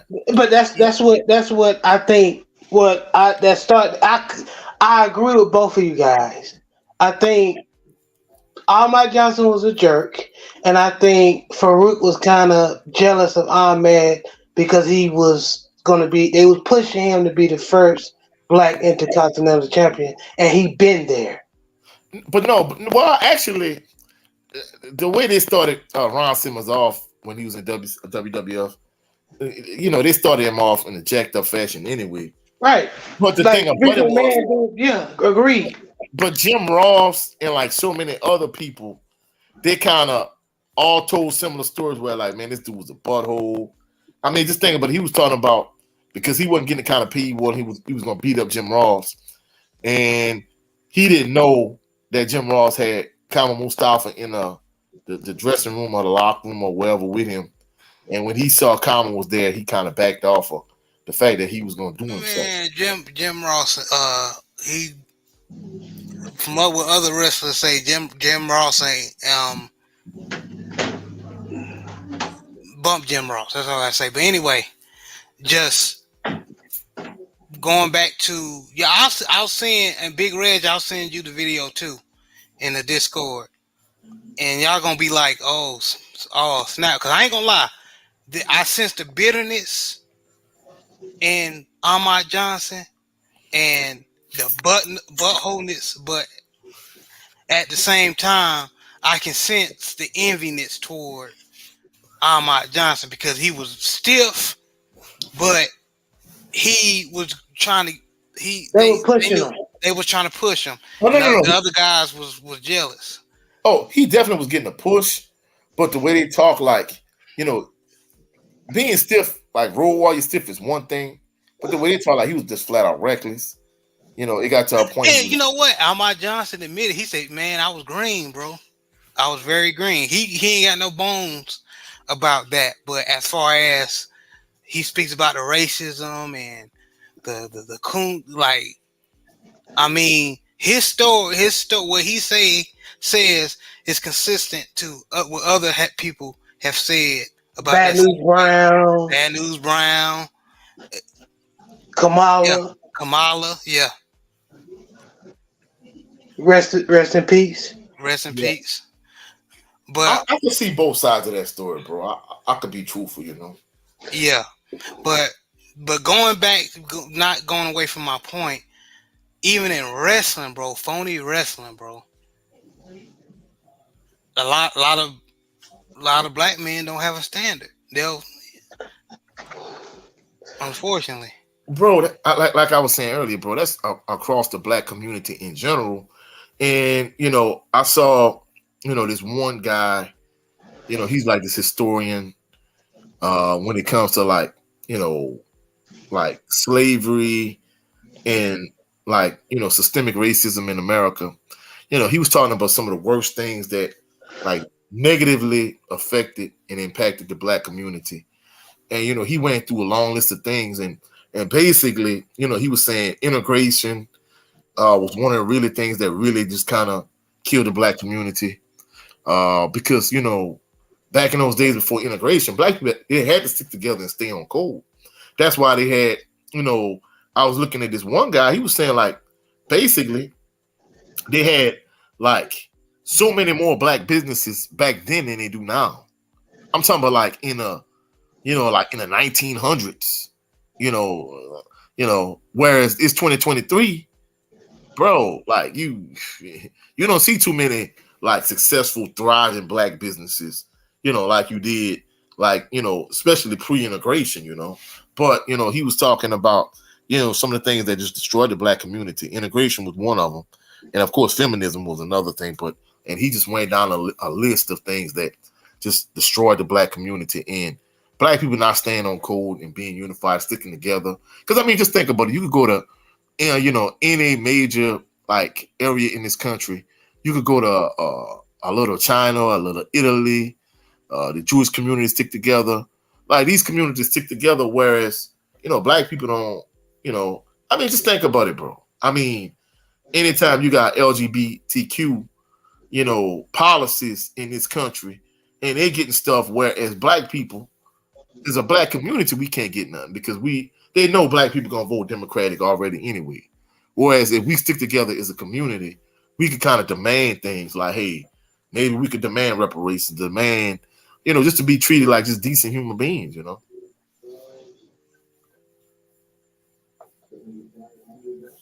yeah, that's true, man. And it's an ongoing battle internally, and other. I don't believe everything what Yvette Carnell says, but she made a statement that was accurate.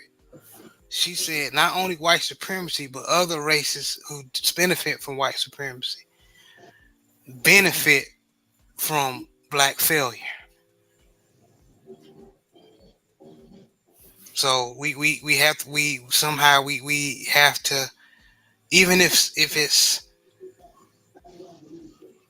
bit by bit, we have to get it together, man. Because and bro, I don't mean to cut you off, but one of the things that just disgusts me, like the school where I work at, right across the street from the school where I work at, there's this like strip mall, like this shopping center, right?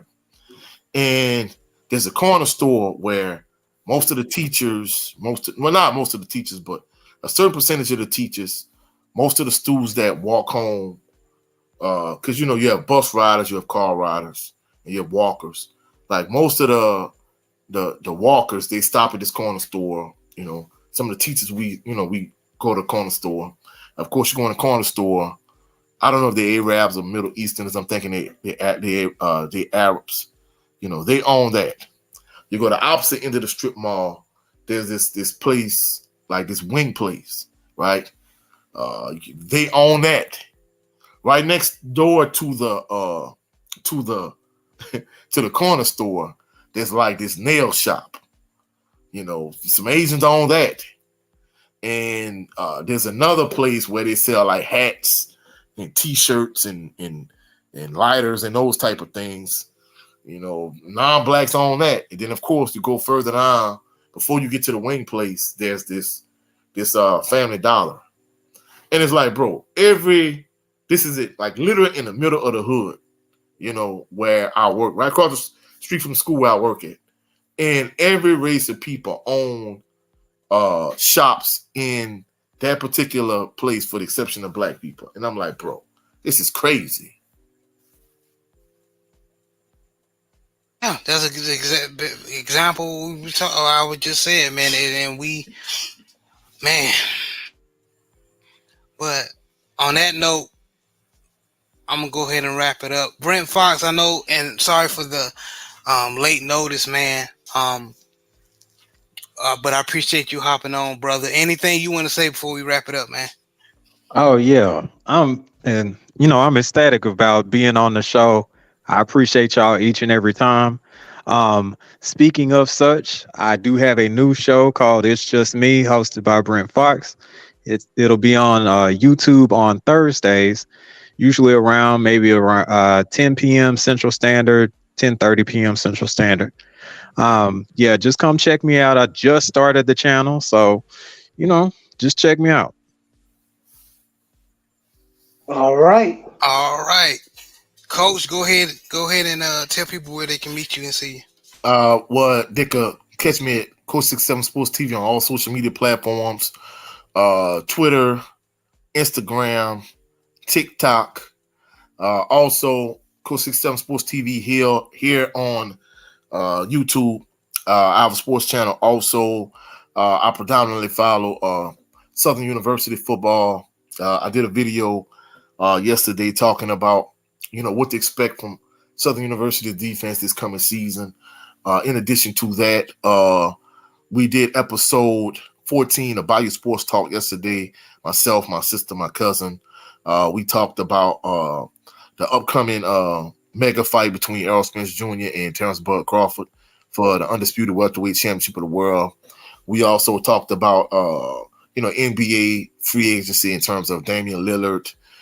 We talked about Zion Williamson and his troubles. We talked about Ja Morant and his issues, and we talked about basically who won NBA free agency thus far. We talked about that, and of course later on tonight, I'm gonna try to do another Southern University video because I've been working on some personal things this summer. I'm trying to make a career pivot. I'm working on a personal project also, but it's been a long time since I've dropped content on a consistent basis. So I'm trying to be more consistent because basically, some of my fan base, they kind of like, well, hey, Coach, where the Southern University video? So I'm gonna try to drop more content leading up to the start of the 2023 SWAC season and 2023 Southern University football season. So that's where you can catch me. Hopefully y'all enjoyed the show. Y'all had a blessed and phenomenal weekend, and we'll catch y'all next time. Oh, and I'm sorry. Shout out to the awesome and amazing LDBC also. Yes, sir. Shout out to Southern University. Yes, sir. Yes, sir. And again, JB, thank you for hopping on as well. But as black men and those of us that do have some integrity, let's try to hold on to it the best way we can. I know it's rough out here. I know it's unfair. I know it seems like the whole ass black dudes that give us a bad look is winning. But let's just continue to be a shining light in darkness. But y'all have a blessed Sunday. Hope y'all have a blessed week. Thank you for joining. Thank you for listening. That's another installment of Southern Baller Show. Y'all be blessed. Peace and blessings, everyone. Y'all be blessed. Peace.